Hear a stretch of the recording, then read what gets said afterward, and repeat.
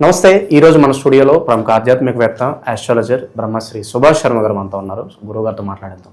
నమస్కారం గురుగారు. So November మాసం మనకు విశేషంగా కార్తీక మాసం. సో సింహరాశి వారి పరిస్థితి ఏ విధంగా ఉంటుంది, ఎలాంటి జాగ్రత్తలు తీసుకోవాలి గురుగారు ఓవరాల్గా? తప్పకుండా తెలియజేస్తారని ముందుగా ప్రేక్షకులందరికీ శ్రీమాత్రే నమః, శ్రీ గురుభ్యో నమః. నమో దేవ్యై మహాదేవ్యై శివాయై సతతం నమః. నమ ప్రకృత్యై భద్రాయై నిహతాం ప్రణతాస్మిత. సింహరాశి ఈ రాశి వారికి ఇప్పుడున్నటువంటి పరిస్థితుల్లో కనుక చూసుకుంటే 3వ స్థానంలో రవి సంచారం, అలాగే 8వ స్థానంలో శని సంచారం వీళ్ళ జీవితంలో నడుస్తూ ఉంటుంది. కనుక ఈ యొక్క స్థానాలు అనేటటువంటివి వీళ్ళ జీవితంలో చాలా అంటే సూర్యుడు వీళ్ళకు సింహరాశి వారికి బాగానే ఉన్నాడు. ఎందుకంటే సింహరాశికి అధిపతి అయినటువంటి రవి వీళ్ళ జాతకంలో చాలా మంచి పొజిషన్లోనే ఉన్నాడు. 3వ స్థానం శుభాన్ని కలిగించేటటువంటి స్థానం. కానీ శని అష్టమ స్థానంలో సంచరిస్తుంది. అష్టమ స్థానం అనేటటువంటిది ఆరోగ్య భంగాన్ని కలిగిస్తుంటుంది. ఎప్పుడూ కూడా హాస్పిటల్స్కు ఎక్కువగా ఖర్చు అయ్యేటటువంటి పరిస్థితులు ఏర్పడతాయి. రోడ్డు ప్రమాదాలు, యాక్సిడెంట్లు కావడము, బండ్ల మీదకి వెళ్ళి పడడం, వాహనాల ప్రమాదాలు జరగడం, ఇలాంటివి ఎక్కువగా జరుగుతూ ఉంటాయి. అంటే ఆరోగ్యం కొంచెం క్షీణించేటటువంటి అవకాశాలు ఎక్కువగా ఉంటాయి. సంపాదించిందంతా హాస్పిటల్స్కు, మందులకు, మెడిసిన్స్కు వాటికి ఎక్కువగా ఖర్చులు అవుతూ ఉంటాయి. అలాగే సింహరాశి వారికి ఇప్పుడున్నటువంటి పరిస్థితుల్లో ఆర్థికపరమైన ఇబ్బందులు ఏర్పడుతూ ఉంటాయి.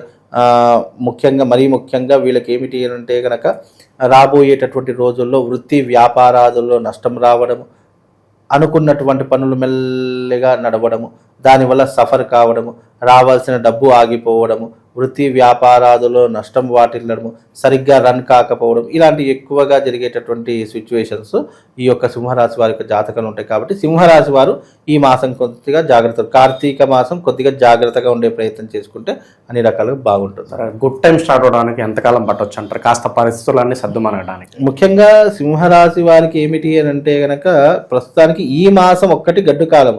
మిగతా తర్వాత మళ్ళీ ప్లానటరీ పొజిషన్ చేంజ్ అవుతుంది, సూర్యుడు చేంజ్ అవుతాడు, నెలకు ఒకసారి సూర్యుడు చేంజ్ అవుతాడు. అలాగే మళ్ళీ వీళ్ళ జాతకంలో శని ప్రభావం అయితే సంవత్సరాంత కాలం వరకు ఉంటూ ఉంటుంది. ఈ గురు ప్రభావం అనేటటువంటిది ఈ మాసంలో రవి సంచారం అనేటటువంటిది మళ్ళీ తులాలో రవి సంచారం నడుస్తుంది. తులా నుంచి వృశ్చికంలోకి వచ్చినప్పుడు మళ్ళీ వీళ్ళ యొక్క ఎఫెక్ట్ అనేటటువంటిది మళ్ళీ వేరే రకంగా ఉంటుంది. ప్రస్తుత కాలం ఒక నెల రోజుల పాటు జాగ్రత్తగా ఉండే ప్రయత్నం చేసుకుంటే మళ్ళీ తర్వాత బెటర్ పొజిషన్ వచ్చే అవకాశం ఉంటుందండి. వీళ్ళ సర్కిల్ అనేది ఎలా మెయింటైన్ చేస్తే బాగుంటుంది అంటారు? ఏదైనా పని జరిగేంత వరకు ఎవరికైనా చెప్పకూడదు అంటే సహజసిద్ధ వీళ్ళ లక్షణాలు ఎలా ఉంటాయి సాధారణంగా? ముఖ్యంగా సింహరాశి వారు వీలైనంత వరకు ప్రతి విషయాన్ని అంతర్గతంగా ఉంచుకోవాలి. ఏ విషయాన్ని కూడా వ్యక్తిగతంగా బయట పెట్టకూడదు. ఎప్పుడు బయట పెట్టాలి? మనం ఒక పనిని అనుకున్నాం, ఆ పని సక్సెస్ అయిన తర్వాత 10 మందికి చెప్పుకుంటే ప్రయోజనం ఉంటుంది. కానీ నువ్వు పని చేస్తున్నా అని చెప్పేసి ముందుగానే 10 మందికి చెప్పావు అనుకో, ఆ పని అక్కడే ఆగిపోతుంది. అంటే నరదృష్టి వల్ల వీళ్ళకు పనులు ముందుకు వెళ్ళవు. కాబట్టి వీలైనంత వరకు జరిగేంత వరకు ఏ విషయాన్ని వీళ్ళు బయటకు చెప్పకూడదు.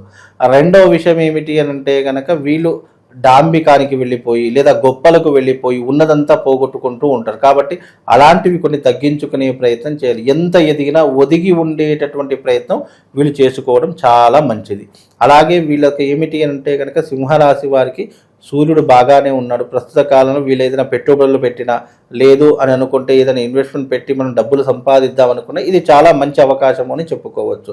వీళ్ళకి ఏంటంటే మెయిన్గా ఆరోగ్యపరంగా కొద్దిగా ఇబ్బందులు ఉంటాయి తప్ప మిగతా విషయాలన్నీ కూడా చాలా అద్భుతంగా ఉంటాయని చెప్పుకోవచ్చు అండి. సో రియల్ ఎస్టేట్లోను స్టాక్ మార్కెట్లోను ఇన్వెస్ట్మెంట్స్ సరైన సమయం అంటారు ఇది? తప్పకుండా పెట్టవచ్చు. రియల్ ఎస్టేట్ కానీ స్టాక్ మార్కెట్లో కానీ ఇప్పుడు ఇన్వెస్ట్మెంట్ పెట్టాలి అని అనుకుంటే కనుక ఈ కార్తీక మాసంలో తప్పకుండా ఇన్వెస్ట్మెంట్ పెట్టవచ్చు.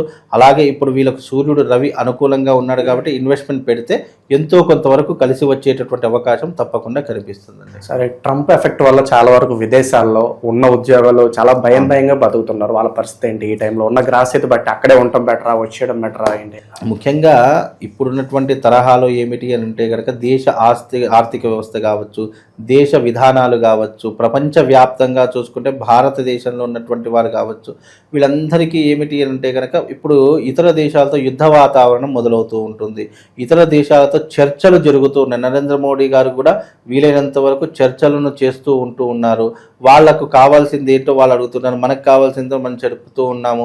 చాలామంది ఇప్పుడు ఉన్నటువంటి అమెరికాలో కానీ, ఆస్ట్రేలియా కానీ, లండన్లో ఉద్యోగం చేస్తున్నటువంటి వారు కూడా రిటర్న్ వచ్చేటటువంటి పరిస్థితులు అక్కడ వెళ్ళిపోమంటున్నారు, వద్దు అని అంటున్నారు. కాబట్టి ఇవన్నీ కూడా ఏమిటి అంటే కనుక ఇవి దేశ రాజకీయ వ్యవస్థకు ఆధారంగా పడి ఉంటూ ఉంటాయి. కొన్ని ప్రపంచవ్యాప్తంగా ఉన్నటువంటి దేశాల ఇరు సాన్నిహిత్యాల మధ్య జరిగేటటువంటి అవకాశవాదం వల్ల ప్రజల మీద ఒత్తిడి పడేటటువంటి అవకాశాలు, కాబట్టి అలాంటి తరహాలో ప్రజల మీద ఎక్కువగా భారం పడేటటువంటి అవకాశాలు, విదేశీ ప్రయాణాలు కావచ్చు, ఉద్యోగంలో ఉన్నటువంటి విధానాలు కావచ్చు. ఇప్పుడున్నటువంటి తరహాలో విదేశాల్లో ఉద్యోగ ప్రయత్నం అనేటటువంటి కష్టతరమే. ఇప్పుడున్నటువంటి వాళ్ళకు మాత్రం ఇప్పుడు మన దేశంలోనే ఏదో ఒక ఉద్యోగం కావచ్చు, వ్యాపారం కావచ్చు, అలాంటిది ఏదైనా పెట్టుకునే ప్రయత్నం చేస్తే కొంతవరకు కలిసి వస్తుందండి. ఓకే, ఇక రైతుల పరిస్థితి గురుగారు, పెట్టిన దానికి ఏదన్నా విశేషంగా? రైతుల పరిస్థితి ఈ సంవత్సరం వర్షాలు అధికంగా కురవడం వల్ల రైతులు కొద్దిగా నష్టపోయేటటువంటి పరిస్థితులు ఉన్నాయి తప్ప అంత చెప్పుకోదగ్గటువంటి పంటలు పండుతాయి. కాకపోతే కొన్ని ప్రాంతాలు, అన్ని ప్రాంతాలలోని కాదు, కొన్ని ప్రాంతాలలో అధిక వర్షపాతం వల్ల, కుండపోత వర్షం వల్ల వచ్చినటువంటి పంట చేతికి రాకుండా ఉండేటటువంటి లక్షణాలు ఎక్కువగా ఉంటాయి. అంటే వేసిన పంట చేతికి రాకపోవడము, దానివల్ల కొంతమంది రైతులు ఇబ్బందులు పడడము, అలాంటివి కొన్ని సందర్భాల్లో జరిగేటటువంటి అవకాశాలు ఖచ్చితంగా ఉంటాయండి. ఇక చివరగా మరి ఏ పని చేసినా కూడా ఎక్కువగా ఆలస్యం లేకుండా కాస్త పనులు అనుకూలించాలన్నా, ధనం కాస్త నిలబడాలన్నా ఏదన్నా రెమెడీ ఉంటే తెలియజేయండి సార్. ముఖ్యంగా సింహరాశి వారికి ధనం నిలవాలన్నా, అనుకున్నటువంటి పనులు సకాలంలో పూర్తి చేసుకోవాలి అని అనుకున్న సింహరాశి వారు చేసేటటువంటి ఒక చక్కనైనటువంటి రెమెడీ ఉంటుంది, పరిష్కారం. అది ఏంటి అంటే ఈ హోమానికి సంబంధించినటువంటి పరిష్కారం.